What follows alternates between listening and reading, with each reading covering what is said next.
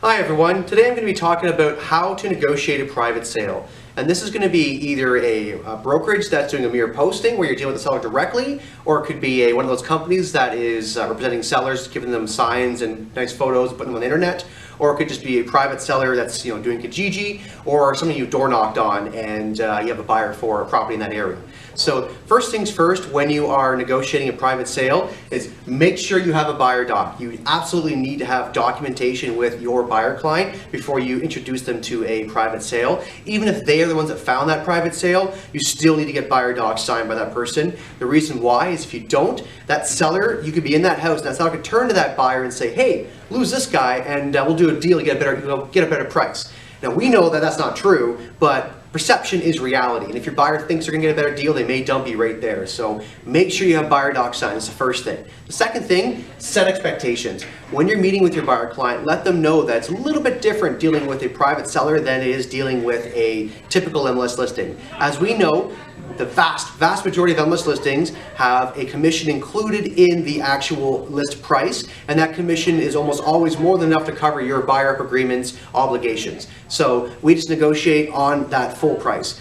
Sometimes sellers do not offer the full price. I'm sure you're familiar with going into stores where their product's priced very low. It's a great product, a great price, and then when you actually go to purchase it, there's this administrative fee, there's this additional extra transport fee, and all of a sudden the price goes up to the typical market price. And that's what happens here with private sellers. They often try to underprice the property by not including commission in the actual advertised list price, and then if an agent brings a buyer to the property, they all of a sudden want an extra $5,000 or $10,000 more for that property. So key thing, when you're negotiating, or before you even set the appointment, when you talk to that seller, ask them, how much commission is included in your advertised list price, so that you can tell your client what the all-in price is. So example, if it's a $300,000 listing and you call the seller up and they say, I have $1,000 included as a finder's fee for a buyer in this commission price, or sorry, in this listing price. Great, so you go back to your buyer and say, buyer, just so you know, the all-in price with all fees included is $305, because that gives me my 2% that I want to collect for the buyer's side of the sale,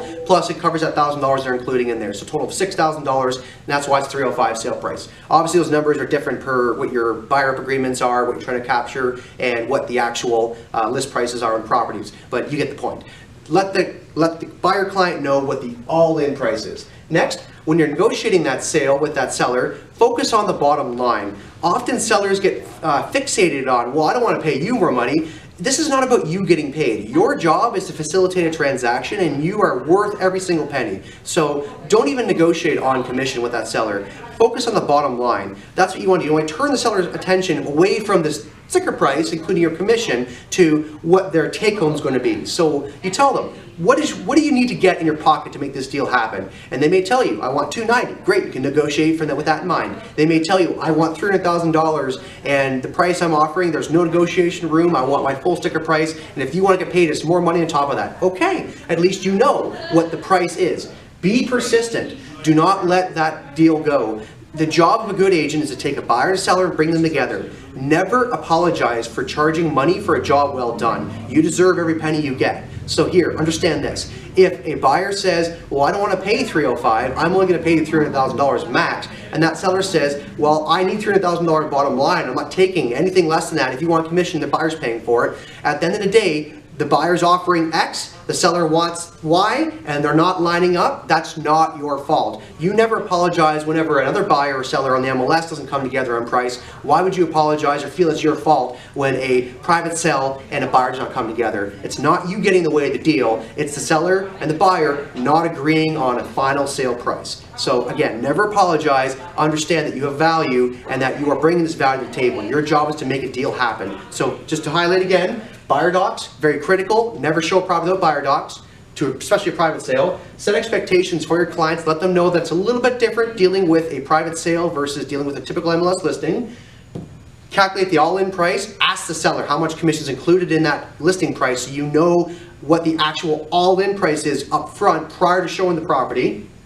Focus on the bottom line. When you do bring that offer in, make sure that you're getting the seller focusing on how much money is in their pocket and not how much money you're charging, because that's irrelevant. What matters is how much money they take home, and be persistent. Once you have a deal in your hands, you never let go. A good agent's mantra is you sink your teeth in, you hold on tight. So happy selling, good luck, and see you later.